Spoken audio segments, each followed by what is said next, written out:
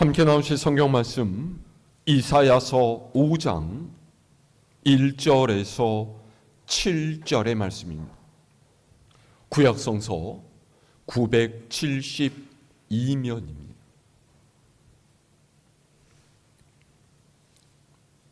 이사야서 5장 1절에서 7절까지 제가 한 절 여러분이 한 절씩 교독합니다. 나는 내가 사랑하는 자를 위하여 노래하되 내가 사랑하는 자의 포도원을 노래하리라. 내가 사랑하는 자에게 포도원이 있으며 심히 기름진 사내로다.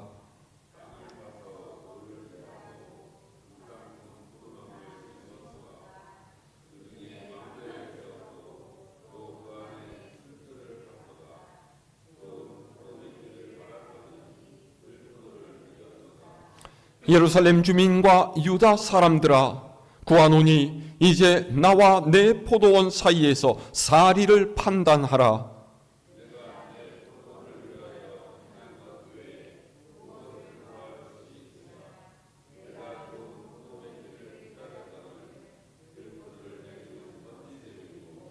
이제 내가 내 포도원에 어떻게 행할지를 너희에게 이르리라.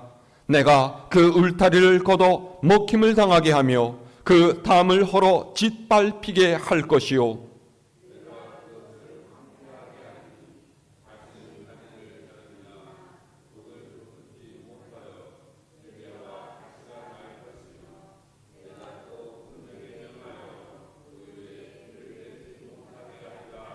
함께합니다. 무릇 만군의 여호와의 포도원은 이스라엘 족속이요 그가 기뻐하시는 나무는 유다 사람이라. 그들에게 정의를 바라셨더니 도리어 포악이요 그들에게 공의를 바라셨더니 도리어 부르짖음이었도다. 아멘. 할렐루야.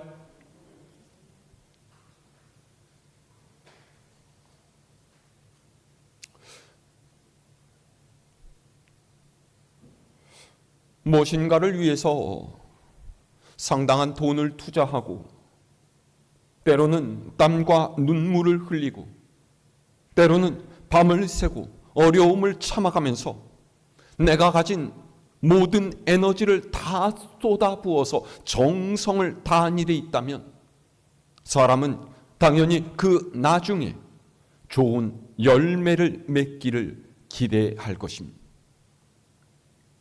직장에서 열심히 일했으면 목표를 달성하기 바랄 것이고요. 학교에서 열심히 공부했다면 좋은 성적 받는 것을 기다리겠죠. 사람이 고생과 수고를 하는 이유는 어쨌든 간에 만족할 수 있는 결과를 얻기 바라기 때문이에요. 그런데 그토록 애쓰고 바라고 기대했던 일, 날마다 기도하면서 하나님께 부르짖던 일이 끝내 이루어지지 않게 되면 실망과 낙심이 이만저만 크지 않겠죠. 비단 사람만 그렇겠습니까? 우리를 보시고 기대하시는 하나님의 마음도 그러하실 거예요. 오늘 우리가 읽은 말씀에서 이사야 선지자는요, 하나님의 마음을 포도원을 열심히 가꾸고 경작해온 농부의 마음에 비유하면서 우리를 향한 하나님의 열심이 얼마나 크고 놀라운 것인지를 이야기해 주고 있어요. 자, 오늘 말씀 1절에서 2절을 다시 함께 읽어볼까요? 시작. 나는 내가 사랑하는 자를 위하여 노래하되 내가 사랑하는 자의 포도원을 노래하리라. 내가 사랑하는 자에게 포도원이 있으며 심히 기름진 사내로다.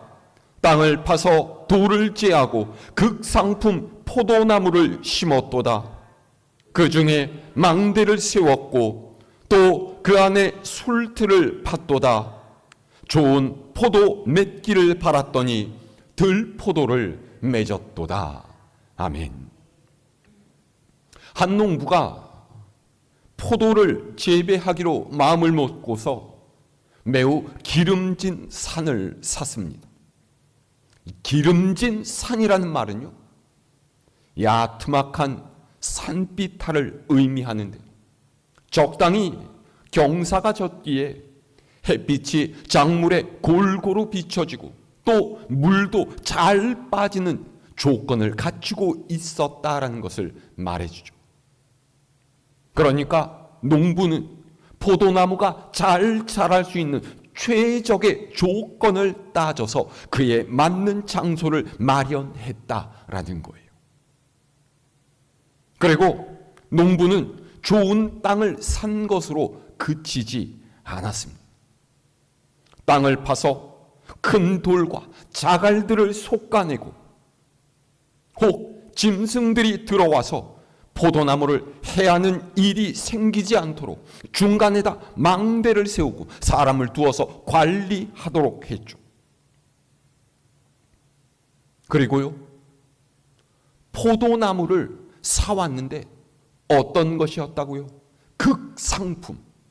그러니까 아주 좋고 튼실한 열매를 맺을 수 있는 그런 좋은 포도나무를 사왔다는 거예요. 장차 포도를 수확하면 그것을 밟아 으깨서 포도주로 만들기 위한 아주 크고 튼튼한 술틀도 미리 파놓았습니다. 한마디로 그가 할 수 있는 모든 노력과 수고를 다해서 최고의 당도를 자랑하는 좋은 포도 얻기를 준비했었다라는 거예요. 그런데 그렇게 수고와 노력을 아끼지 않고 좋은 열매를 바라면서 정성을 다해서 포도원을 돌보았는데요, 수확할 때가 돼요. 포도 열매를 보니까 향긋한 냄새가 아닌 고약한 냄새를 풍기면서 맛은 떫고 신 형편없는 들포도가 열렸던 거죠. 이게 어찌된 일일까요? 어쨌든 그동안 포도원에 모든 것을 쏟아부은 이 농부의 반응이 어땠겠습니까? 한마디로 망연자실할 수밖에 없었겠죠. 자신이 그동안 애쓴 것을 생각하면요, 허탈하고 포도나무를 향한 화가 치밀어 올랐을 거예요. 그래서 그는 포도원을 향해서 이렇게 부르짖고, 자, 3절에서 4절의 말씀이 있습니다. 시작. 예루살렘 주민과 유다 사람들아 구하노니 이제 나와 내 포도원 사이에서 사리를 판단하라. 내가 내 포도원을 위하여 행한 것 외에 무엇을 더 할 것이 있으랴. 내가 좋은 포도 맺기를 기다렸거늘 들포도를 맺으면 어찌 됨인고. 아멘. 농부는 격정적으로 부르짖습니다. 내가 내 포도원을 위해서 이렇게까지 했는데 더 무엇을 했어야 하느냐라는 거예요. 좋은 포도를 얻으려고 그렇게 애를 썼건만은 들포도가 맺혔으니 이게 어떻게 된 일이냐라는 것이죠. 2절 보세요. 아니 3절을 보세요. 이 농부가 부르짖는 대상이 누구입니까? 예루살렘에 사는 주민들 그리고 유다 사람들이에요. 당신들이 보기에 이 사태가 어떠냐? 도대체 누구에게 문제가 있느냐? 그렇게 묻고 있는 거죠. 보세요. 농부가 이들을 지목해서 이야기하는 까닭이 무엇이겠습니까? 이사야 선지자는요, 이 농부의 마음이 예루살렘 주민 그리고 유다 백성을 바라보시는 하나님의 마음과 똑같다라고 이야기하고 있는 거예요. 하나님께서는 애굽 땅에서 종살이하던 이스라엘을 그분의 것으로 삼으시고 그들을 건져내셔서 기름진 가나안 땅으로 인도해 들이셨죠. 가나안에 살고 있던 7 족속과의 전쟁에서 이기게 하셨고요. 때마다 이스라엘이 겪는 환난과 어려움에서 벗어날 수 있도록 살펴주셨어요. 율법을 주셔서 삶의 기준을 삼게 하셨고 때마다 선지자들을 보내셔서 말씀으로 양육하셨죠. 이런 모든 것은요, 이스라엘이 하나님께서 기대하신 대로 하나님을 섬기며 그분께 영광을 돌리는 거룩한 백성으로 살게 하시기 위함이었어요. 그런데 하나님께서 그렇게 열심을 내시고 가진 정성으로 돌보셨건만은 이들은 하나님께서 원하시는 것과는 전혀 다른 죄악의 열매를 맺고 말았죠. 자, 아래로 내려가서요, 7절의 말씀 함께 읽어볼까요? 시작. 무릇 만군의 여호와의 포도원은 이스라엘 족속이요 그가 기뻐하시는 나무는 유다 사람이라. 그들에게 정의를 바라셨더니 도리어 포학이요 그들에게 공의를 바라셨더니 도리어 부르짖음이었도다. 아멘. 하나님께서 이스라엘 족속과 유대 나라에 바라셨던 열매가 무엇입니까? 정의와 공의예요. 다르게 말하면은 정의와 공평이라고 말할 수 있죠.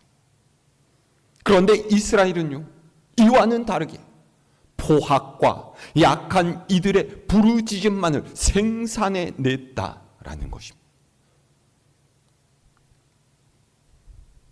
여기서 우리가 이 열매를 좀 자세히 살펴볼 필요가 있습니다. 정의는요, 히브리어로 미시파트라고 하고요, 포학은 잔인하다, 난폭하다라는 뜻으로 미스파흐라고 합니다. 그리고 공의 또는 의로움이란 말은 히브리어로 체다카라는 단어를 쓰고요, 부르짖음이라는 말은 체아카라는 단어를 써요. 비슷하죠? 미시파트와 미시파흐, 그리고 체다카와 체아카. 한글로도 한 글자 차이지만은요, 실제 히브리어로도 한 글자씩만 다릅니다. 무슨 뜻이죠? 정의와 포학, 공평과 부르짖음이 글자 하나 차이로 정반대의 의미가 되는 것처럼 좋은 포도와 들 포도 또한 어떤 대단한 것 때문에 차이가 나게 되는 것이 아니라는 거예요. 그러면 도대체 왜, 무엇 때문에 좋은 포도가 되지 못하고 들 포도가 되어버렸던 걸까요? 이사야 선지자는 오늘 말씀 아래에 있는 8절 이하에서요, 그들이 하나님의 율법을 버리고 하나님의 말씀을 멸시하였기 때문이다 라고 이야기하고 있어요. 그래서 오직 탐욕과 쾌락을 쫓아 행하고 거짓과 변덕으로 자기의 이익만을 추구하며 부정부패에 저지르는 것을 아무렇지도 않게 생각하게 되었다라는 거죠. 이것들의 공통점은요, 모두 자기 자신을 위한 삶이라는 거예요.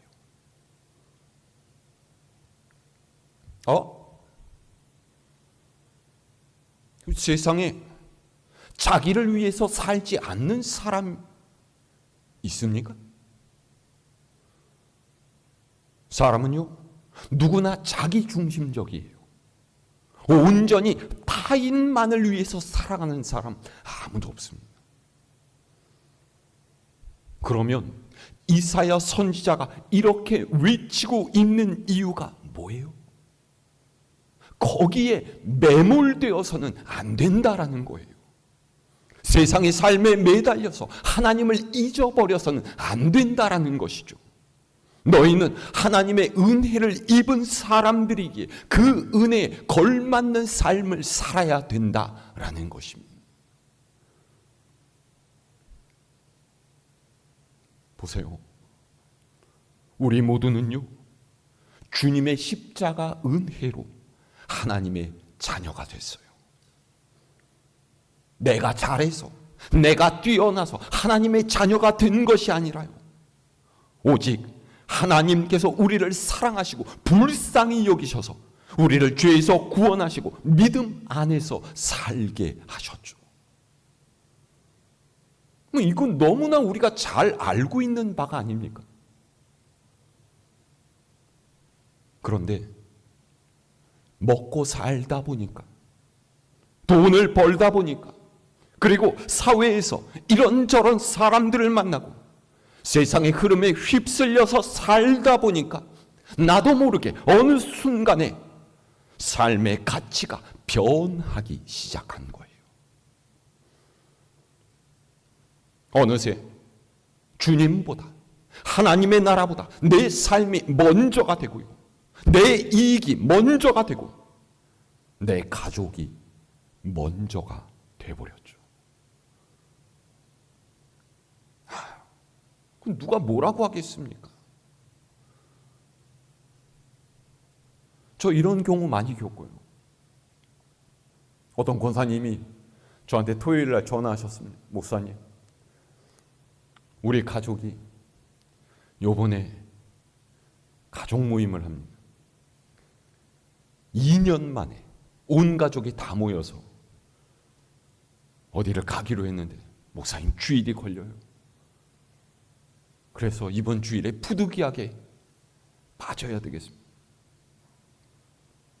그럼 제가 뭐라 그러겠어요? 권사님, 어떻게 권사가 돼갖고 주일을 빼먹습니까? 안 돼요. 가족 모임 미루십시오. 그러겠어요? 그럼 그 권사님 뭐라고 생각했습니까? 저를? 야, 이 목사 융통성 없는 거 봐라. 꽉 막혀갖고서.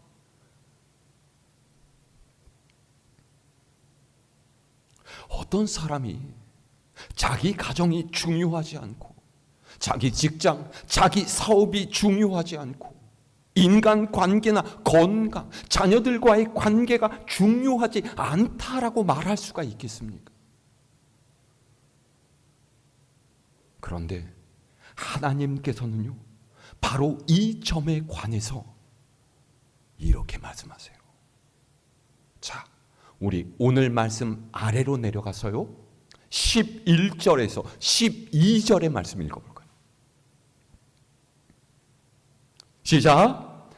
아침에 일찍이 일어나 독주를 마시며 밤이 깊도록 포도주에 취하는 자들은 화 있을진저, 그들이 연회에 있는 수금과 비파와 소고와 비리와 포도주를 갖추었어도 여호와께서 행하시는 일에 관심을 두지 아니하며 그의 손으로 하신 일을 보지 아니하는도다. 아멘. 11절에서 선지자들이 말하는 이들이 어떤 사람들이라고 했어요? 아침부터 밤까지 잔치를 열고 마시며 몸을 즐겁게 하는 일을 추구하는 사람들입니다. 아주 쉽게 말하면 100년도 살지 못하는 이 땅의 삶인데 그렇게 힘들고 어렵게 살 필요가 있느냐라는 거예요. 죽으면 다 끝나고 말 거. 즐겁고 행복하게 살자라는 거죠. 그래서 노세, 젊어서 노세, 늙어서도 노세, 죽을 때까지 노세, 계속 노세, 이걸 외치면서 산다는 거예요.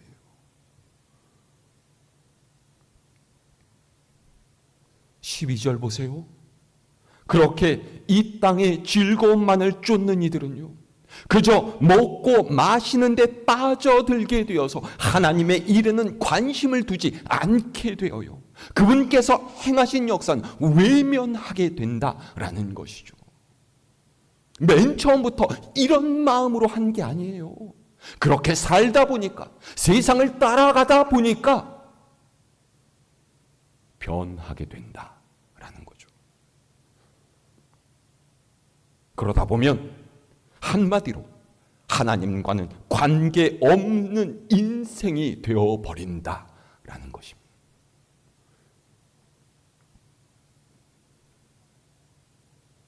보세요. 하나님께서 나를 위해서 어떻게 행하셨는가를 기억할 때, 그리고 내가 지금 어떤 삶을 사는지 돌아볼 수 있을 때, 우리는 하나님께서 기뻐하시는 좋은 열매가 될 수 있어요. 하나님께서 내게 어떻게 행하셨는지를 잊어버리니까요, 하나님을 떠나게 되고 하나님께 등을 돌리고 세상을 따라가게 되는 것이죠. 세상 사람들 눈에는 이런 이의 삶이 즐거워 보이고 혹은 부럽게 생각될지 몰라도, 하나님께서 보시기에는 아무짝에도 쓸모없는 들포도에 불과할 뿐이다 라는 거예요. 자, 오늘 말씀 5절에서 6절의 말씀 읽어볼까요? 시작.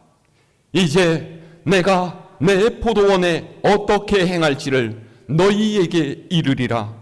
내가 그 울타리를 걷어 먹힘을 당하게 하며 그 담을 헐어 짓밟히게 할 것이요, 내가 그것을 황폐하게 하리니 다시는 가지를 자름이나 북을 돋우지 못하여 찔레와 가시가 날 것이며, 내가 또 구름에게 명하여 그 위에 비를 내리지 못하게 하리라 하셨으니. 아멘. 이런 사람들에게 하나님께서 어떻게 하신다고 합니까? 농부가 포도원 돌보기를 그만두는 것처럼 그들을 보살펴 주시기를 그치신다라고 했어요. 특별히 어떤 위해를 강하지 않아도 농부가 밭에 풀을 뽑지 않고 물과 거름을 주기를 멈추고 벌레 먹고 병드는 것을 막지 않으면요, 그 밭은 얼마 되지 않아서 폐허로 변하고 농작물은 죄다 망가지게 되어 있죠. 여러분, 우리도 마찬가지예요. 우리 인생은 내가 가진 힘과 능력으로 사는 것이 아닙니다. 하나님께서 우리를 돌보시지 않고 도와주시지 않으면 우리는 자빠질 수밖에 없고 무너질 수밖에 없어요. 그러니 하나님의 보호와 인도하심 가운데 살아가려면 어떻게 해야 됩니까? 하나님께서 우리에게 바라시는 합당한 믿음의 열매를 삶에서 맺어야만 해요. 다시 7절 말씀 보세요. 하나님께서 그분의 백성에게 기대하시는 열매가 뭐라고 했습니까? 정의와 공평이죠. 삶에서 정의를 행하고 정직과 진실함으로 남을 대하기를 바라신다라는 거예요. 그런데 유다 백성은 이와는 다르게 이웃을 잔인하고 난폭하게 대함으로써 그들이 곤고함을 못 이겨 하나님께 부르짖게 했다라는 것이죠.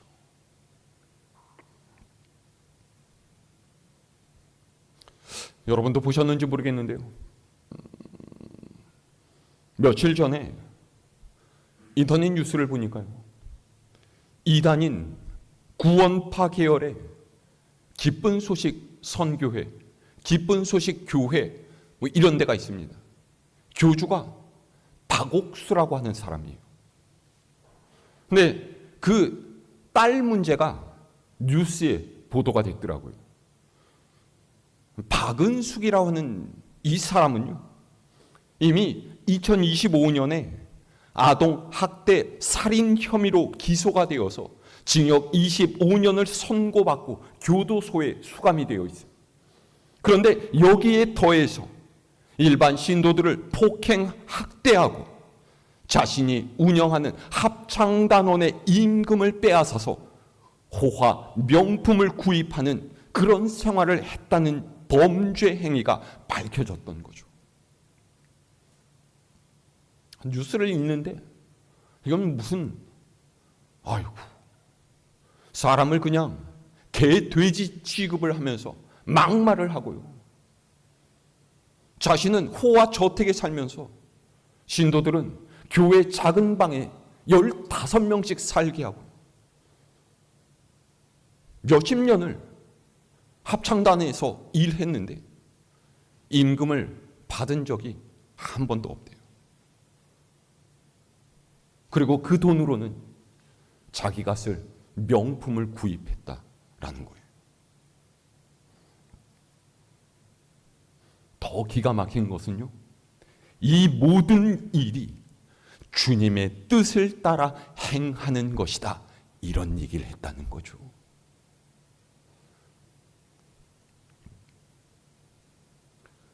보십시오. 우리는 이 얘기 들으면서 야, 이단은 참, 이러면서 혀를 끌끌 차고, 그 사람들은 이단이라서 그런 짓을 했겠노라, 그렇게 말하겠지만은요, 그리스도인이라 하는 이들 중에도 이웃에게 포학을 행하는 이들 없겠습니까? 이사야 선지자의 이야기가 비단 옛날 남유다 백성만의 이야기겠어요? 오늘 살아가고 있는 저와 여러분, 그리고 교회가 이들과는 완전히 다르다라고 말할 수 있겠습니까? 내 이웃을 사랑하고 이해하며 용서하고 품어주기보다 미움과 분노로 대하면서 내 이익을 계산했던 적은 없으셨습니까?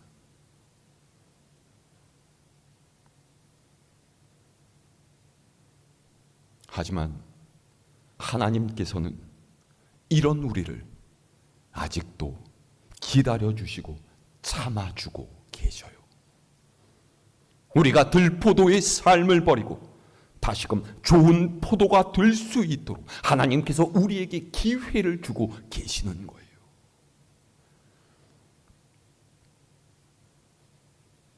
그러면 어떻게 들포도가 아닌 좋은 포도가 될 수 있을까요?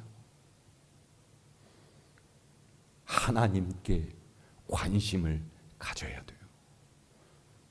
하나님께서 행하시는 일과 하나님의 나라에 관심을 두면서 살아가야 하는 거죠. 하나님께서 기대하시는 삶의 열매가 우리 믿음 생활의 핵심입니다. 그 열매가 없으면 하나님의 백성이라 불릴 수도 없고 아무짝에도 쓸모없는 존재라는 것이죠. 우린 늘 이것을 기억하면서 살아야 돼요. 하나님께서 믿는 이에게 바라시는 열매는 언제나 사랑과 긍휼, 정의와 공평, 나눔과 섬김이라는 것을 잊지 말아야 합니다. 세상이 아닌 하나님만을 의지하고 그분의 뜻대로 행하는 믿음이 우리의 삶이 되어야 돼요. 오늘 말씀을 기억하면서 우리가 생각해야 할 것이 한 가지 더 있습니다.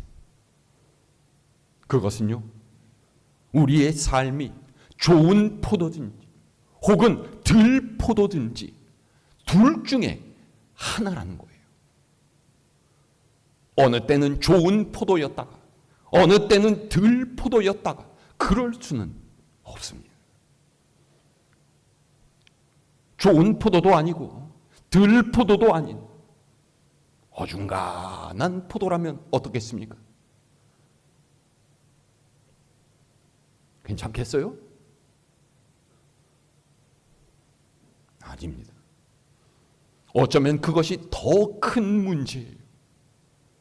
주님께서는 네가 미지근해서 뜨겁지도 않고 차지도 않으니 내 입에서 너를 토해버리겠다. 그렇게 요한계시록에서 말씀하셨죠. 하나님께서 이끌어 가시고 붙들어 주시고 인도해 주시는 좋은 포도의 인생이 되기를 원하신다면 여러분 먼저 하나님의 기대에 관심을 두시기 바랍니다. 세상이 아닌 하나님을 바라보시고요. 하나님께 집중하세요. 내 인생의 목적이 하나님께 영광을 돌리는 삶이 되기를 소망하시기를 바랍니다. 오늘 말씀 마음에 새기 우리 삶에 어떤 열매를 맺고 있는지를 늘 말씀 앞에서 돌아보는 여러분 모두가 될 수 있기를 우리 주님의 이름으로 축원합니다.